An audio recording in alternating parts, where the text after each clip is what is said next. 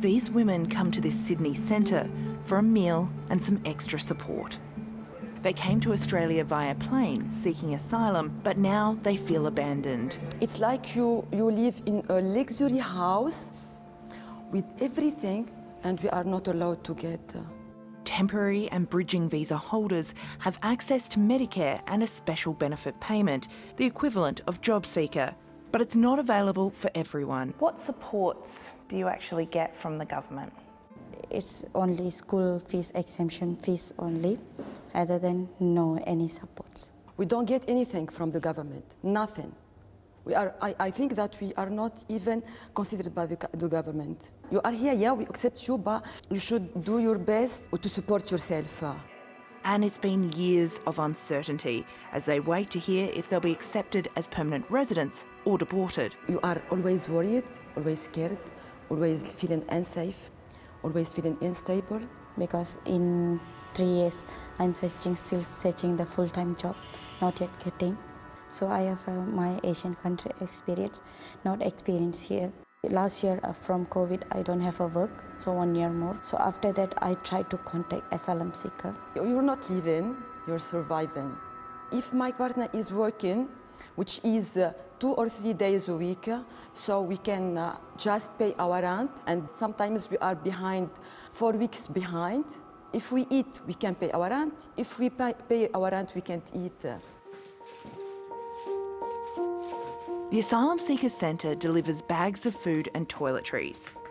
And at the height of COVID, they handed out 1,200 bags a fortnight. You try to at least have your what to feed your children with. There was moment and time that we have nothing at home. Yeah, and I sent my kids to the school without the lunch box. There is the Asylum Seekers Centre, there is some charities that we get some food from, which is sometimes it's not enough to complete a week. Maria is thankful to finally have 10 hours a week worth of work, but she tells me through tears it leaves nothing left when her children ask. I'm sharing with one of couples, so 2-bedroom house with my 3 children. My son sleep at a hall area, and then I'm sharing with my daughter's room. So only prayers. This is not normal life, better life here if getting permanent residence. I'm feeling like I'm a number, that no one care about me. For more, we're joined by Deputy CEO of the Refugee Council of Australia, Adama Kamara. Thanks so much for joining us. You were just explaining to me who are the groups of people who are caught like this in this kind of web of uncertainty that's been made so much worse by COVID? Yeah, so we've got, I guess, 2 distinct groups. We've got people who are seeking asylum, who've applied to the government for protection and are awaiting for the outcome of that application. So some have been waiting 2 years, 5 years, up to 8 years. Some people have been waiting for that. And because they're waiting, they're not, the government is not providing them any support whatsoever. And the second cohort of people that have been affected are those who their claim for protection has been assessed by the government, and they've given them temporary visas that last between 3 to 5 years. And every 3 to 5 years, they'll have to reapply to the government for that protection to be renewed. So this is a group of people in the first instance who are still waiting for their applications to be assessed. They can't go home, and neither can people on these temporary visas. And they get very limited support to stay.